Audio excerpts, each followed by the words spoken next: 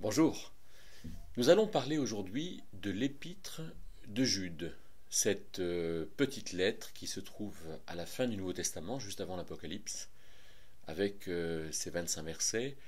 Alors on sait que la versification a été faite par Robert Estienne, qui était imprimeur à Paris en 1556, donc c'est quelque chose d'assez récent dans l'histoire de la Bible. Mais ça nous est bien utile d'avoir ces séparations, ces divisions qui nous permettent de savoir où on en est dans le texte biblique. Alors, Jude, Judas avec un S ou sans S, ou Jude, vient de l'hébreu Yehuda qui veut dire louange. Et Jude, il y a plusieurs Judes dans le Nouveau Testament, mais Jude, c'est vraisemblablement un des frères du Seigneur Jésus, dont les noms sont cités en Matthieu 13, 55. Il y a Jacques, Jose, Simon et Jude, et il a au moins 2 sœurs.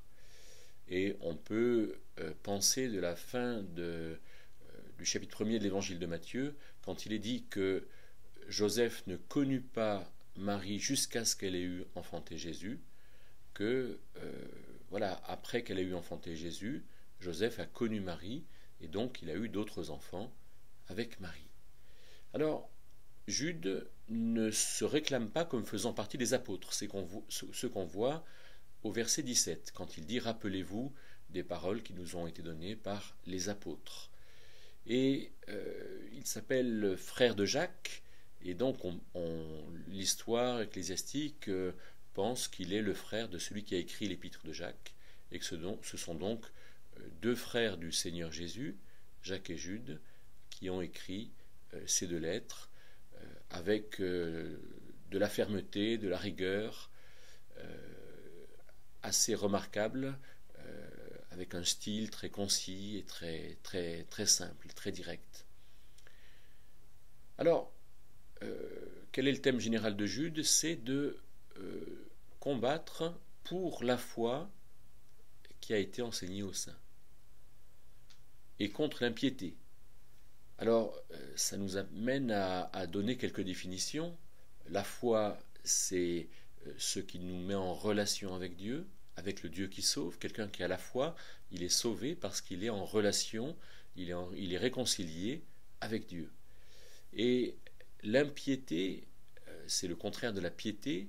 Et quelle est la différence entre la piété et la foi? La piété, c'est la qualité morale de celui qui se tourne vers Dieu, alors que la foi, c'est la réalité spirituelle de celui qui est réconcilié avec Dieu. La foi, c'est le fait d'avoir un esprit vivant à Dieu, et la piété, c'est que, ayant la foi, eh bien, mon être intérieur a cette qualité de se tourner vers Dieu. Parce que je peux très bien avoir la foi, mais être impie. Donc Jude insiste beaucoup sur le fait que la foi a été enseignée. La foi n'est pas seulement une relation avec Dieu, mais c'est aussi la connaissance de tout ce que Dieu veut révéler. Et au verset 4, il mentionne 2 choses. C'est la grâce, et puis c'est notre Seigneur Jésus-Christ. La grâce, les impies changent la grâce en dissolution, et les impies renient notre Seigneur Jésus-Christ. Donc c'est à la fois ce que Dieu a fait, la grâce, et ce que Dieu est, notre Seigneur Jésus-Christ. C'est à la fois le faire, la grâce, la personne, Jésus-Christ. Et donc voilà 2 éléments fondamentaux de ce qui a été enseigné aux saints, c'est-à-dire la foi, c'est la grâce. Est-ce qu'on vit sous la grâce? Est-ce qu'on a compris que Dieu ne nous impute plus nos fautes parce qu'il les a expiées en Jésus-Christ?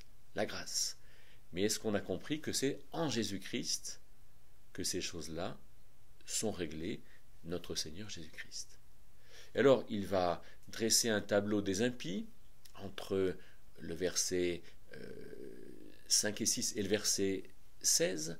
Les impies avec plusieurs caractères. D'abord, ce qui leur est réservé, les liens éternels, le feu éternel, en montrant que finalement Dieu est un Dieu juste, un Dieu qui est en colère et qui donnera aux hommes ce que les hommes auront demandé.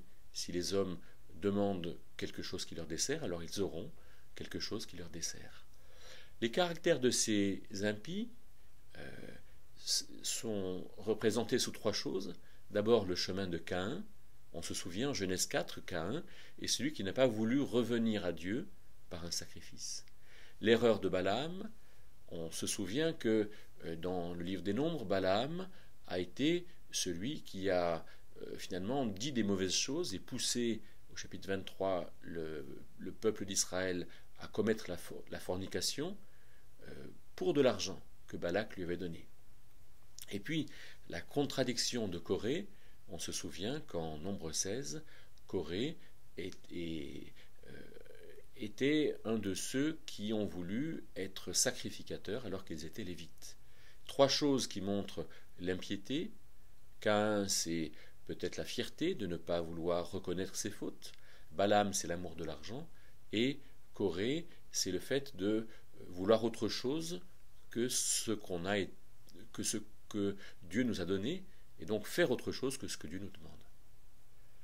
Et donc ces gens-là, au verset 16, sont caractérisés par les murmures, ils ne sont jamais contents, la convoitise, c'est ce qui résulte de l'absence de relation avec Dieu, et puis l'orgueil. Et alors, à partir du verset 17 jusqu'à la fin, il y a 2 fois « mais vous », verset 17, verset 20, et la première fois, c'est « ne faites pas comme les impies », ne soyez pas ces hommes naturels, des hommes psychiques, nous dit Jude, mais à partir du verset 20, il y a 7 caractères de la piété finalement. Premier, c'est la foi, et on est appelé à construire dans la foi, c'est-à-dire vivre dans cette relation avec Dieu qui nous permet de construire. Le deuxième, c'est l'Esprit de Dieu, et il nous dit priant par le Saint-Esprit. Le troisième, c'est l'amour de Dieu, et il dit conservez-vous dans l'amour de Dieu. Le quatrième, c'est la miséricorde de Jésus-Christ, celui qui a vécu en tant qu'homme comme nous, et donc il dit attendez avec la miséricorde de Jésus-Christ.